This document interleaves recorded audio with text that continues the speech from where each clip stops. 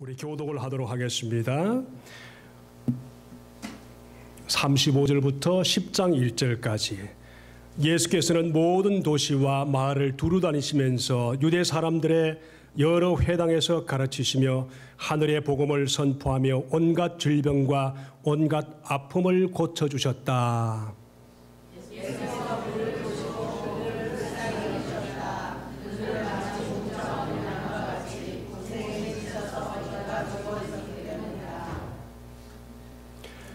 그래서 제자들에게 말씀하셨다. 추수할 것은 많되 일꾼이 적다. 그러므로 너희는 추수하는 주인에게 일꾼들을 그의 추수받도록 하고 청하라. 우리 같이 읽겠습니다. 예수께서 12 제자를 부르셔서 더러운 귀신을 제어하는 권능을 주시고 그들이 더러운 귀신을 쫓아내고 온갖 질병과 온갖 허약한 것을 고치게 하셨다. 새해 복 많이 받으세요.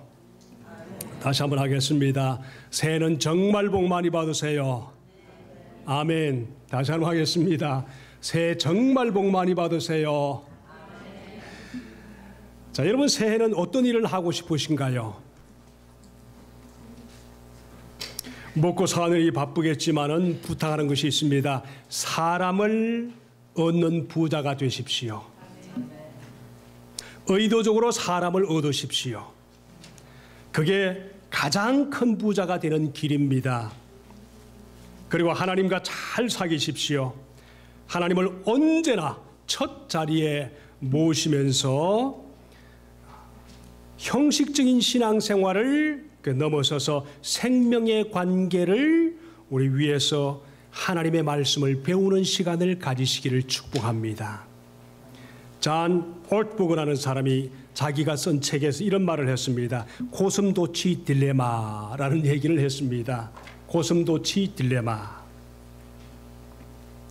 고슴도치는 참으로 외로운 동물입니다. 절대로 같이 떼를 지어서 다니는 법이 없다고 합니다. 늘 외롭습니다. 외로워서 이웃들과 함께 하고 싶으면은 가까이 가면은 서로 가시 때문에 상처를 입히고 다시 멀어질 수밖에 없는 그런 숙명의 동물이 바로 고슴도치입니다. 미국산 고슴도치는 그 가시가 한 3만 개 정도 가지고 있답니다. 3만 개. 고슴도치의 딜레마가 바로 사람들의 딜레마이기도 합니다. 어떤 사람은 자기 가시를 잘 숨기기도 하지만은 어떤 사람은 조금만 다가가면 여지없이 가시가 드러나서 다른 사람을 아프게 하는 그런 분들도 많이 있습니다. 그렇다면 나 역시 다른 사람에게 고슴도치라는 사실을 인정하면서 새로운 한 해를 시작할 수 있어야만 합니다. 이런 인생들도 과연 서로가 올 한 해 동안 서로 도움이 될 수 있는 그런 사람이 될 수 있을까? 사람을 얻는 것은 쉽지가 않습니다. 근데 그래도 얻어야만 합니다. 여러분 들어보셨어요? 성인들의 15%가 정신적인 문제를 가지고 있는 사람들이라는 사실요. 자기만의 세계를 그 사람들은 만듭니다. 자기 때문에 자기보다 높은 사람에겐 도전적이 되지만은 자기보다 못한 사람에게는 여지없이 무너뜨리고 무시해버리는 그런 것이 바로 우리 정신적인 문제를 가진 사람들의 모습입니다. 여러분, 예수님은 그런 말씀을 하셨습니다. 상한 갈대를 꺾지 않으시고 꺼져가는 등불을 끄지 않으신다. 누구한테 한 소리일까요? 바로 고슴도치 같은 우리의 모든 아픔을 가진 모든 성도들에게 상한 갈대를 꺾지 않는다. 꺼져가는 등불을 끄지 않는다. 주님의 말씀입니다. 예수님이 보시기엔 모든 사람에겐 여러분 기억하십시오. 하나님의 진정한 사랑이 필요한 사람들이라고 주님은 그렇게 보셨습니다. 목사님, 저도 그런 사랑을 받고 싶은 대상입니다. 그렇게 말하는 사람이 있을지 모르겠습니다. 그러나 저와 여러분은 예배를 드리는 한 그래도 하나님의 크고 작은 사랑을 조금씩은 다 경험해 본 사람들입니다. 꼭 기억하십시오. 아무나 예배 올 수 있는 것이 아닙니다. 아무나 와서 주님 앞에 찬송할 수 있는 것도 아닙니다. 그럼 우리는 조금이라도 하나님의 사랑을 경험한 사람들의 모습입니다. 그런데요, 어떻게 하면 우리가 정말 고슴도치 같은 그런 상황에서 정말 사람을 얻을 수 있는 그런 사람이 될 수 있을까? 우리가 남을 사랑하기로 작정하는 그 순간부터 우리의 치료는 시작된다는 사실을 꼭 기억하십시오. 내가 누구를 사랑하기로 작정하는 그 순간부터. 예수님은 우리보다 더 못한 12제자를 부르시고 그들이 순종할 때 10장 1절의 말씀 보니까 어떤 얘기를 하셨는가 하면은 예수님이 그들에게 능력을 주셔서 더러운 귀신을 쫓아내고 온갖 질병과 온갖 허약함을 고쳐주셨다, 그렇게 말씀을 하셨습니다.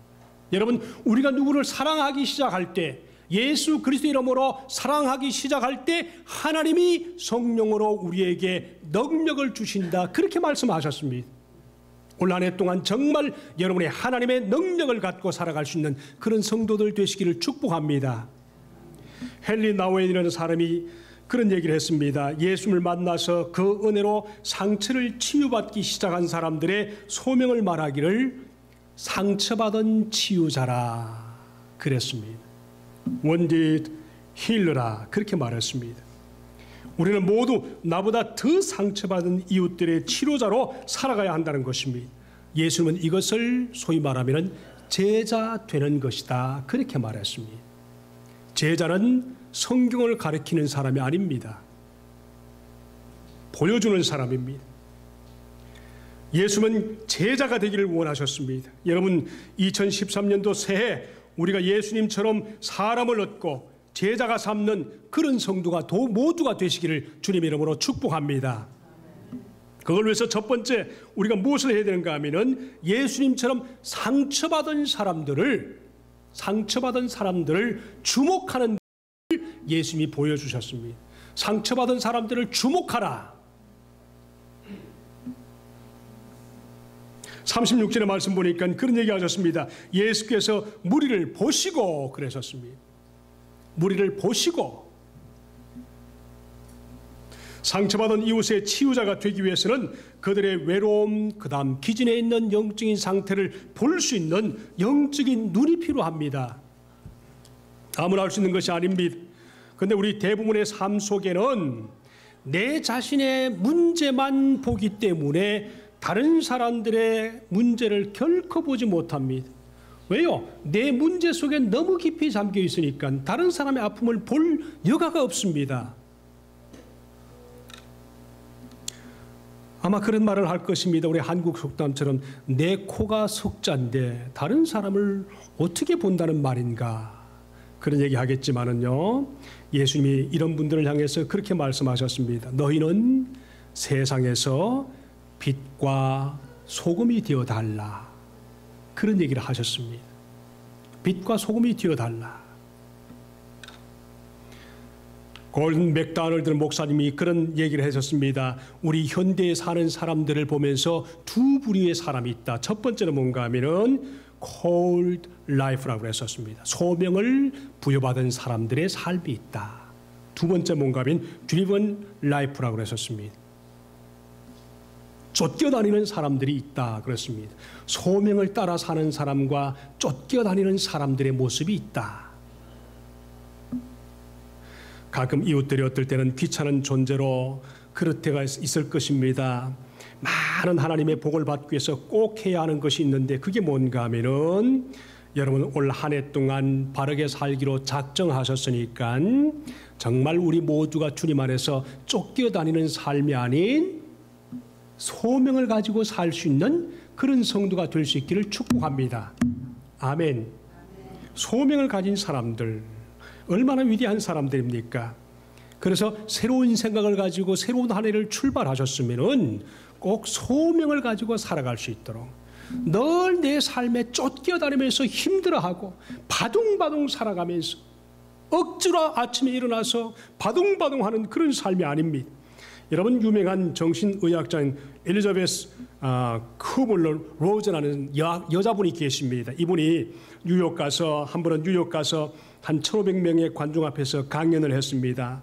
강연을 너무나 얼마나 잘했던지 이 여자분이 막 떠나려고 하는데 사람들이 쫙 수백 명이 줄을 섰습니다. 줄을 서서 기다리고 있습니다. 사인 받기 위해서 말이에요. 근데 비행기표가 벌써 이미 비행기 시간이 딱 돼 있는데 사인 받을 사람이 수백 명 쫙 서 있는데 그냥 시간 되는 대로 막 사인을 했습니다. 그리고 헐리벌떡 공항을 해서 떠났습니다.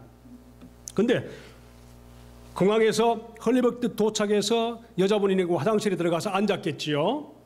앉아 있는데 그 문 밑으로 누군가가 자기가 쓴 책과 볼펜을 축 내밀면서 사인 좀 해달라고. 목사님 죄송하지만 박사님 죄송하지만 사인 좀 해주세요. 그래서 너무 황당해서 화장실 밑에까지 책을 하니까 얼마나 무례했겠었습니까? 그 사람을 보는 순간 막 화가 나가지고 한바탕 막 하려고 하는데 보니까 그 사인을 부탁한 사람이 수녀였답니다.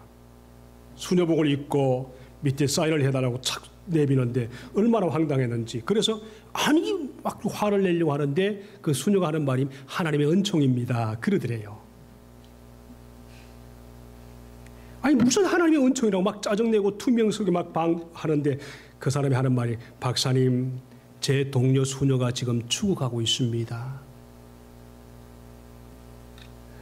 박사님 너무 만나고 싶어 해서 강연도 오고 싶어 또 와서 만나고 싶고 막 그랬는데 몸이 너무 아파서 오지 못했습니다. 그런데 제가 대신 녹음을 하고 그다음에 책에 사인을 받아서 대신 제가 그 자매한테 갖다 주려고 합니다. 그런데 사인을 받기 위해서 줄을 쫙 서 있는데 도저히 너무 많아서 할 수 없어서 저도 그냥 비행기 시간이 그래서 왔답니다. 왔는데 하필 박사님이 선 줄에 내가 서 있고 박사님이 들어가는 화장실에 내가 들어가 있는데 이게 하나님의 은총이 아니고 뭡니까? 그러더래요. 너무 황당해서 그때 그분이 깨달았답니다. 화를 내들은 박사가 후회하면서 이웃을 치유하는 진정한 힘은 모든 상황을 우연이 아닌 하나님의 뜻으로 받아들이는 데 있구나.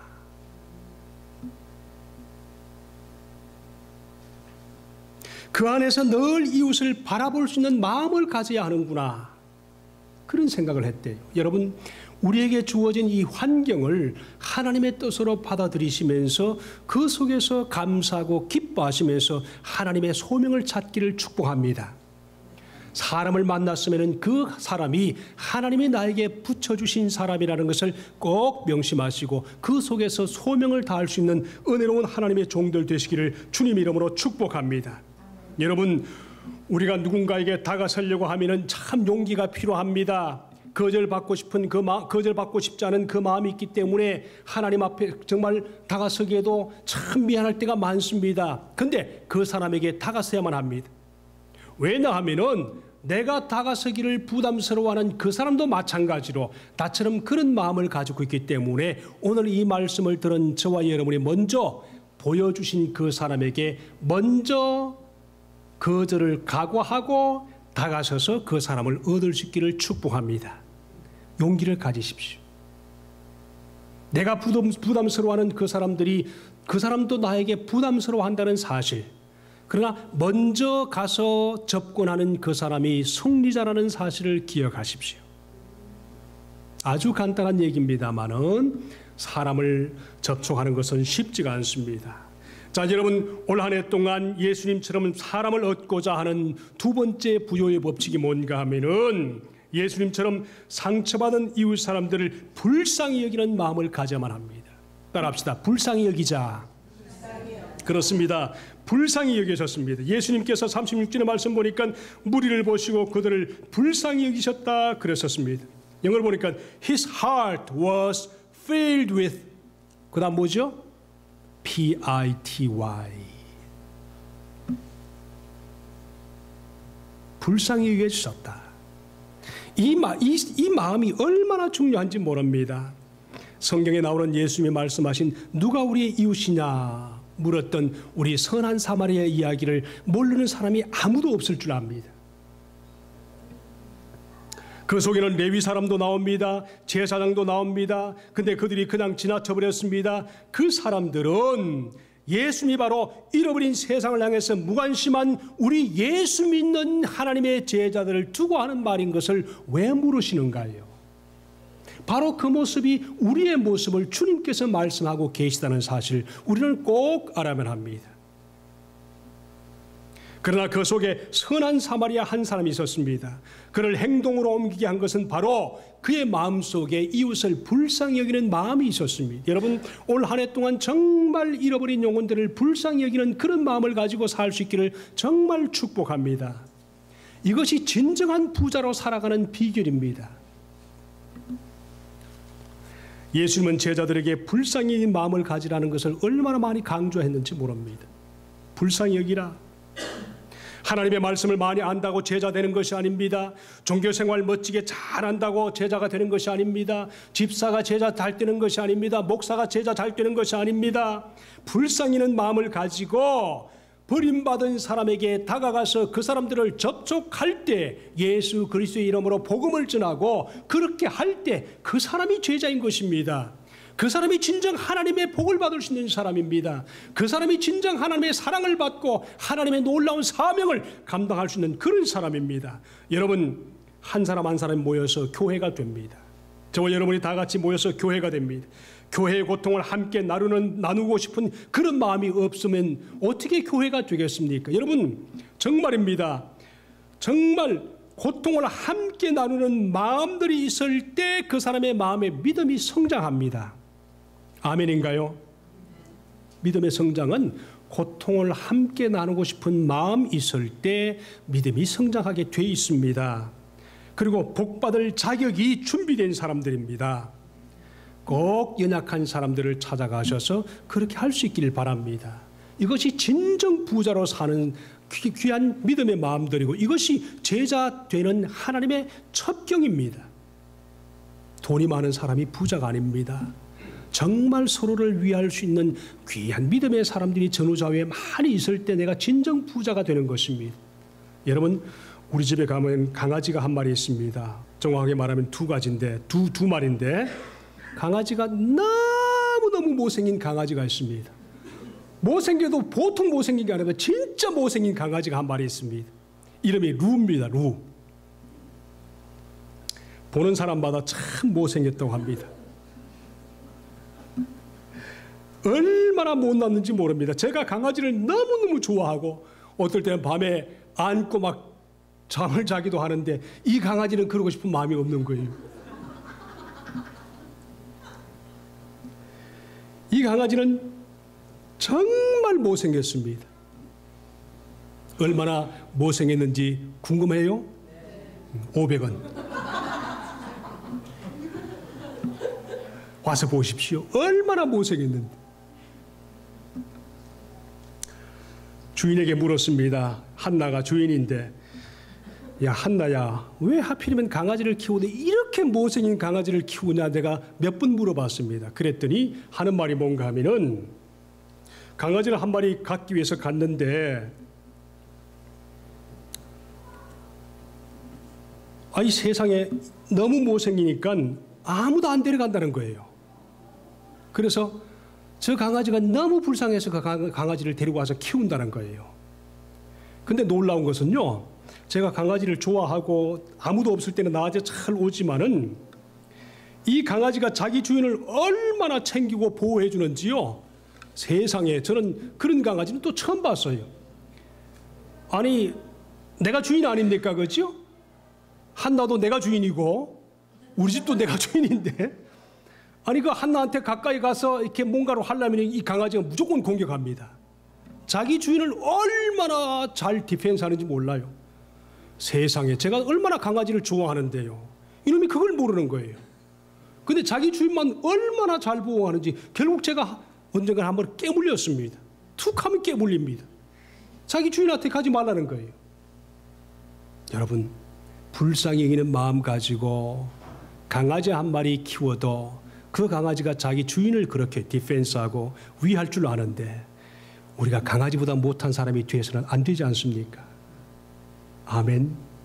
사람을 얻으십시오. 그 사람이 나를 잘 따를 수 있도록 만드십시오. 이것이 진정 우리 인생의 복이라는 사실을 꼭 믿으십시오. 잭 헤일스라는 목사님이 한 번은 아침에 식당에 갔습니다. 식당에 가서 식사를 하는데 하필이면 서빙하는 사람이 참 열심히 서빙해야 되는데 얼굴부터 그냥 인상이 그냥 형편없답니다. 제가 마마 식당에 갔더니요, 우리 교회 어떤 성도가 야 봉사하는 거니까 너무 멋있는 거예요. 세상에 키도 크죠, 잘생겼죠, 열심히 또 이 유니폼을 갖고 이렇게 하는데 보니까 야 진짜 멋있다 그랬다고 제가.